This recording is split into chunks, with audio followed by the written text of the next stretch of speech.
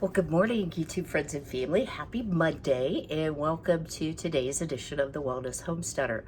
So, thank you all, first and foremost, for all your sweet thoughts and prayers and messages. I'm definitely feeling better. It's actually Sunday here, but I'm off the couch, and I've actually gotten some things done already this morning, and it's about 9 o'clock in the morning. So the first thing I want to share with you, I'm going to step back from the camera because I have to show you my apron. So is this like the cutest apron you've ever seen, right? So I want to do a shout out to Gay over at Apron Strings. If you all haven't subscribed, you need to treat yourself. And she does all kinds of canning, cooking. She has a freeze dryer that is to die for. I would love to have myself. So go on over to her channel, subscribe, hit that bell to be notified of her new videos. She is taking orders for aprons. I love this fabric because it's like vintage kitchen stuff, so it was just perfect for me. So she does sell her aprons. Go on out, subscribe to her channel, give her some love, and if you're interested, order an apron. So what am I doing this morning at 9 o'clock in the morning? So yesterday I laid on the couch and I kept thinking, I need to get up and cook. I need to get up and cook. And honestly, I just did not feel like it. And that's where pantry meals really come in handy. I had canned a lot of chicken vegetable soup. So I had that on hand, and that was really a godsend for me because I didn't feel like getting up.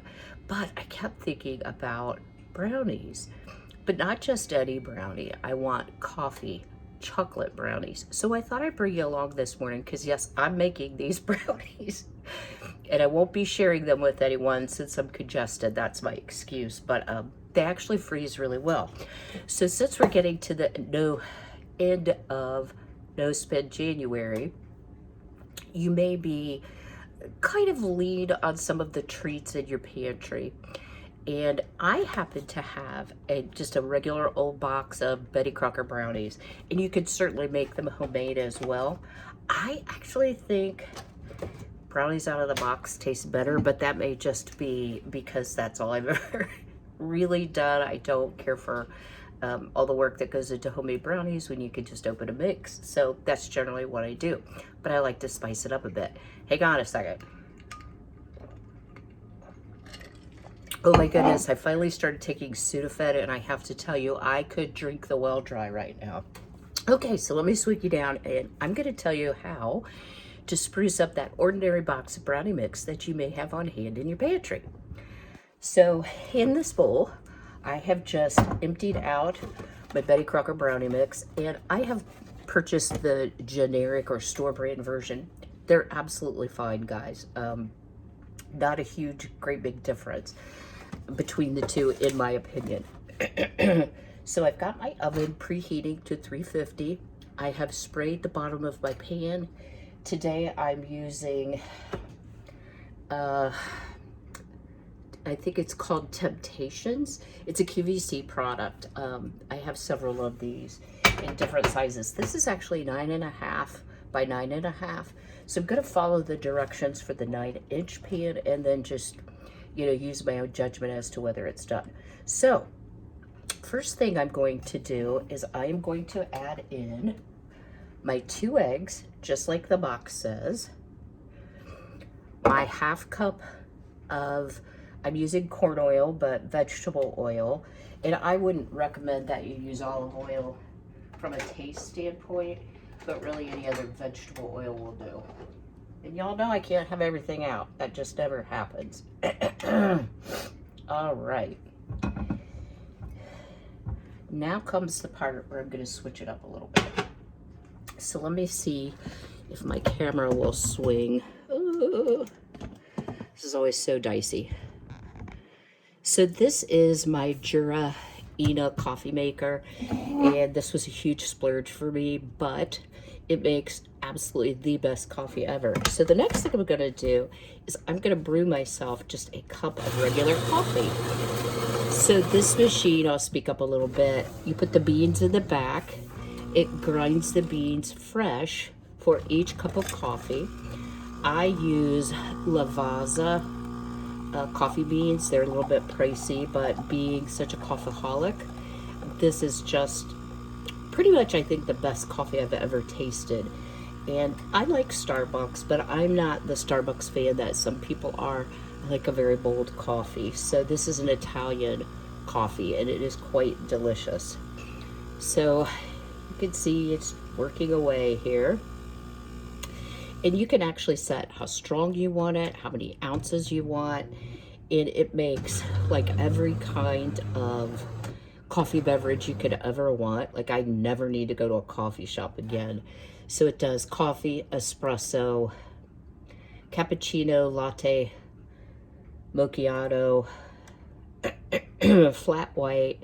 It does just milk foam, does fabulous milk foam, macchiato, ristretto, which I don't even know what that is. I need to try that one. Plain hot water, espresso, Dopplo. So it does a whole bunch of different really cool things. So why did I brew a cup of coffee to make brownies? And I didn't make it just to have my brownies with. Wow, I do look rough, guys. Sorry about that. So this particular recipe calls for 3 tablespoons of water. So instead of water, I am going to use 3 tablespoons of fresh brewed coffee. And I would never waste a cup of coffee. So even though I've had, I don't know, probably 4 cups already today, I'm going to get my handy dandy powdered creamer out, and I'm going to drink this cup of coffee while we make the brownies. Okay, so far, we've got our brownie mix, we have our eggs, we have our oil, we substituted coffee for water. Now the next part. I have all kinds of extracts. They're Watkins brands. These I actually purchased at Walmart. I know that the brownie mix does not call for any type of vanilla extract, but I am going to put about a teaspoon of pure coffee extract in there. And then, because that's not enough, this is what started the whole coffee brownie thing. I had purchased some espresso chocolate chips when we made our hot cocoa bombs. So I have like about half a package left. Yeah, so we're going to use those. So now I'm completely out of chocolate chips. So any 4 upcoming desserts are going to have to be fruity. Okay, so all I'm doing here is just stirring it. I'm using my Danish whisk. So this keeps you from crunching up your chocolate chips. You could certainly do this in the mixer, but because this is quick and easy, I decided, oh my word, it smells really good, you guys. It smells so much like coffee. So I'm going to get this good and stirred up. I'm going to put it in the pan. For a 9-inch pan, it says 40 to 42 minutes. And then I will bring you back because we are going to make a homemade brown butter coffee icing, because if you're gonna go big, go really big. So stay tuned, I'll bring you back for the icing. Well, in preparation for making the icing, I had gotten out my powdered sugar and I realized this is not going to be enough to make the icing, or at least it will use all of it. So I started making powdered sugar, and then I thought, wait, I will bring you all along because I promised you I would do that. So what I have here is my, tip it this way, my Instant Pot Ace. And I've used this in previous videos, but this thing is just amazing. It makes smoothies, it crushes ice, it makes great almond milk. So it's a very powerful blender. It also heats. I'm not going to be using that feature, but let me show you just how easy and simple it is. You know, if you're in the middle of making a recipe and you're like, oh no, I don't have any powdered sugar. So I'm gonna start here, excuse my reach, by just putting in some scoops of regular granulated sugar. So this is just regular old sugar. I'm gonna do about 3, I think. And put the lid on. Now, if you don't have an Instant Pot Ace, and I got this, I've shared this before, for such a deal at the end of the season in 2019, So I'm not sure if they even still make it or how much it is, but you can't do this in a regular blender as well. So it's really, really loud, but I'm going to turn it on here just for a few moments and let you see how this granulated sugar becomes powdered sugar. It takes it a minute when you push it because I guess it gives you time to change your mind.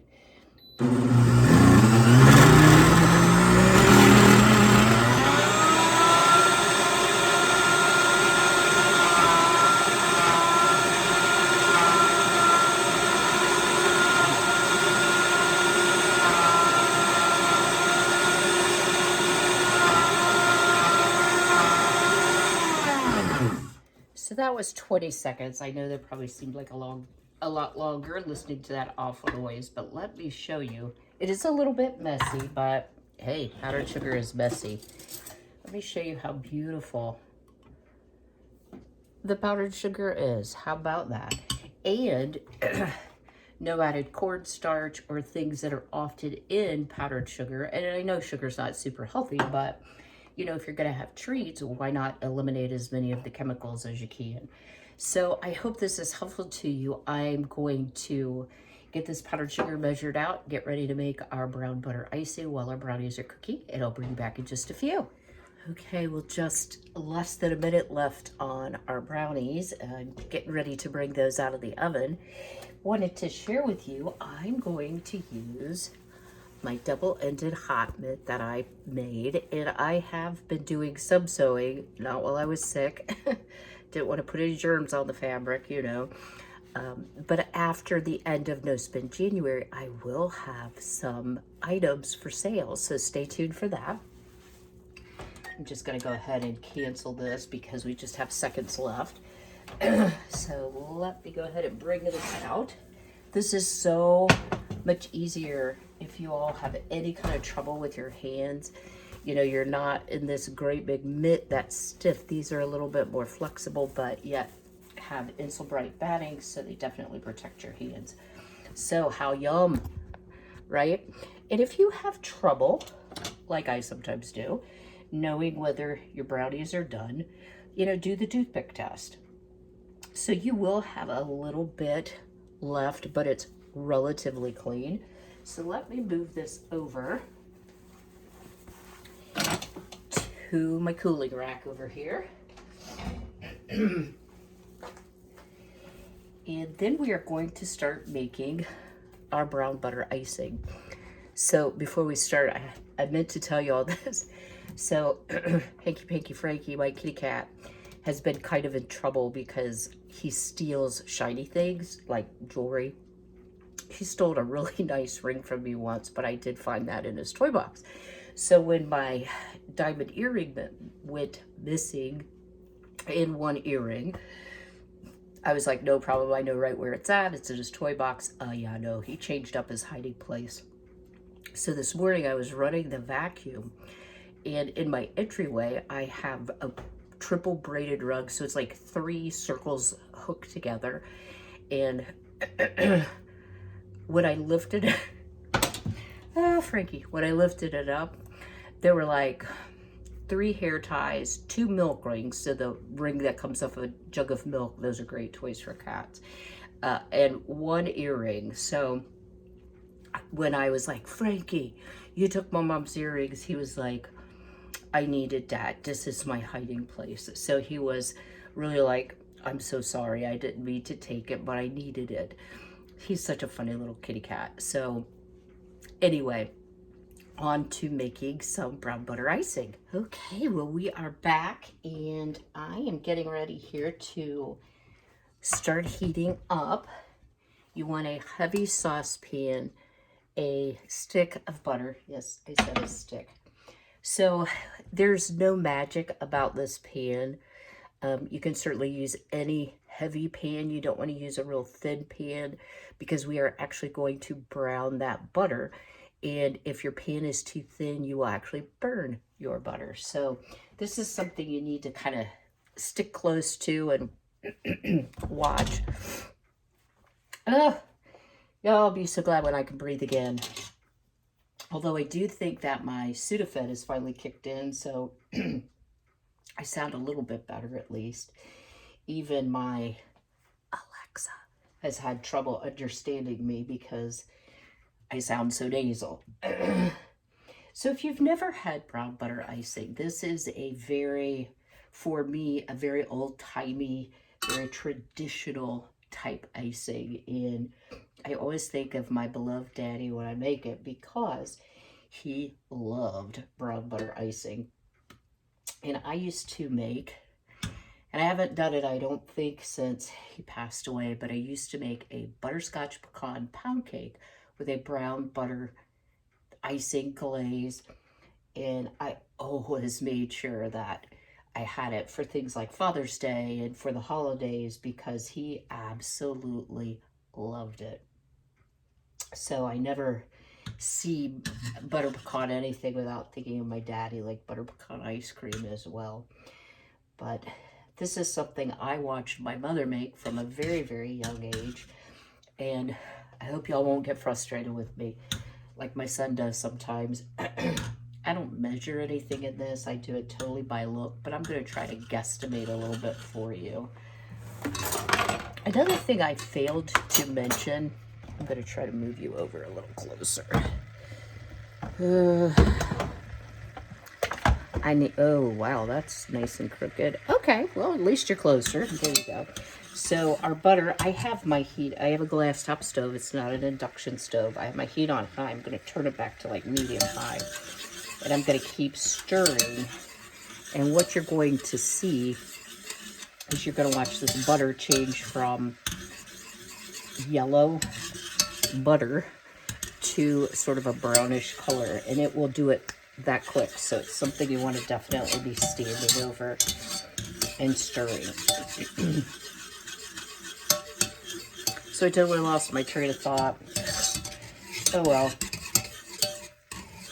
You know, I do spend quite a bit of time alone, so sometimes my mind, like I have so much to say, like stored up. I get on a video and it's blah, blah, blah, blah, blah, and it doesn't always come out the way I wanted it to. Okay. So this is kind of how you do clarified butter, and you would skim off the foam, which is just milk solids. But we're not going to do that. We're going to use all the deliciousness. If you don't want it quite as buttery, you can make it with half a stick of butter. What I would suggest to you then is you're going to probably have to add more liquid to get the right icing consistency. Oh, I know what I was going to tell you. I failed to tell you that when you make your own powdered sugar, it tastes totally different than the stuff you get in the store. While the stuff you buy in the store is sweet, it doesn't taste like sugar to me. And when you make your own, it just has this lovely fresh sugar taste, and I love me some sugar, so yeah. I will be making my own powdered sugar from here to forevermore. Okay. So we've got kind of a nice, steady bubbling that I'm not really able to stir down, but yet I don't seem to be having any sticking. So that's kind of the key piece here. And you know, if the milk solids bother you, you could skim those out. In the icing, you're never going to notice it, so it doesn't bother me a bit. Okay. And of course, it's going to be super slow because we're trying to do a video. I actually took the brownies, being the impatient person that I can be. I took them out in my garage. It's really cold in Ohio. Yesterday morning, it was 14 with a wind chill of 5. This morning, I think it was 22, and we've been having some flurries off and on, and we're supposed to have flurries off and on all day today. And then it looks like Wednesday we might have some significant snowfall, but I tell you, weather is just their best guess for that day, so it's not always terribly accurate. Okay. Well, so you don't have to watch me stir. I'm going to pause you for just a moment. I'll bring you back when it starts to turn brown. So literally like the second I turn off the camera, it starts to get brown. So if you can see here, it's hard to see with the foam, but you can see it looking down in and stirring. It's starting to turn a golden brown. And the way I always know it's pretty much ready is the scent will completely change. Let's see if I can get a little bit on this spoon here. So can you see that it's brown? Sort of. It will go from, you know, like a butter smell to like a really nutty, yummy smell. So it definitely changes. So you want to take it off the heat as soon as it's brown. Here we go. That's a better shot. Let me put you back where you were. And now I'm going to wing it. Oops. Very crooked there. So this is black Dutch cocoa powder. Black cocoa powder is really useful when you're making pretty bread and you want to have it stay dark, like a chocolate color, and not sort of a light brown color like cocoa generally will come out. So let me just show you. This is like totally black. And I also learned the hard way. It will stain dish towels. So, yeah. So that was probably about 2 tablespoons of the dark cocoa. And I'm putting it into the butter first, and I'm going to whisk it around here to get it dissolved. You could strain it, but I don't find that that's really sifted, not strain it. I don't find that's really necessary. It dissolves pretty readily, and it's a very fine powder. Yes. And I think it actually has a different chocolate taste. It's advertised as a superior chocolate taste, but I actually really like it. Okay, so the next thing I want to do is start adding my powdered sugar. And it would be too organized if I actually had a spoon.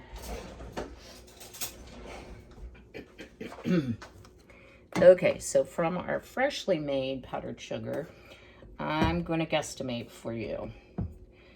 So that's about a cup, maybe 2 cups. No, maybe a cup and a half. And I'm just going to start mixing that together. And oh wow, this is going to make some gorgeous, gorgeous icing. Now, because I drank the coffee I made, and I'm not making more coffee because I've had so much caffeine, I actually have the jitters on top of Sudafed. Yeah, not going to do that. So now what I have is sort of a paste, if you will. So to that, before we go any further, I'm going to add a little coffee extract. And I'm going to add about half a teaspoon. This can be overpowering if you use too much. And then about a teaspoon of vanilla. You could certainly leave the coffee extract out if you wanted to or don't have it. And then finally, grab some milk here. I'm going to just continue to add in some more of the powdered sugar. So that is about, I'd say in total, I put close to 4 cups of powdered sugar. A lot of standard icing recipes will call for a pound or a box. I'm gonna add just a tad bit of milk. And if you want this super fluffy, you can actually use a hand mixer. I may actually end up doing that. So you just want to keep adding carefully your liquid and your sugar until it is at, you know, pretty much an icing consistency. I will caution you, you can spend all day like add a little milk, add a little sugar, add a little milk, add a little sugar. So you want to add your milk in really small increments. Okay.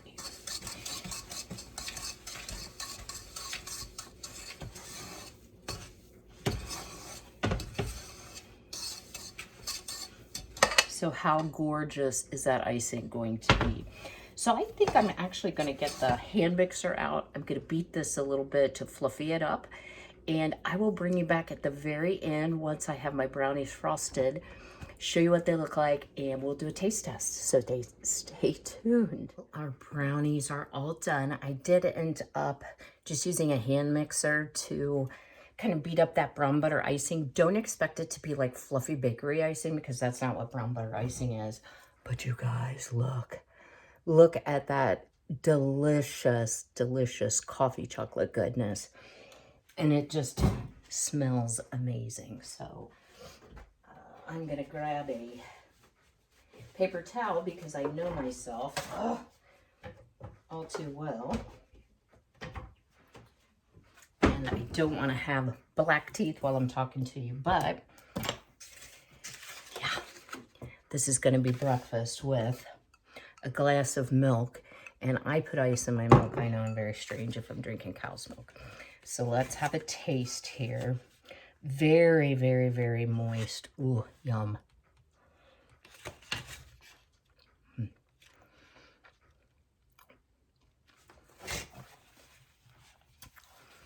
You all need to make this. If you're a lover of coffee, a lover of chocolate,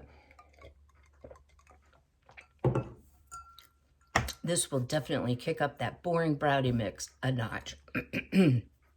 Pardon me. So be healthy, be well, be blessed, and I'll see you all later this week. Take care.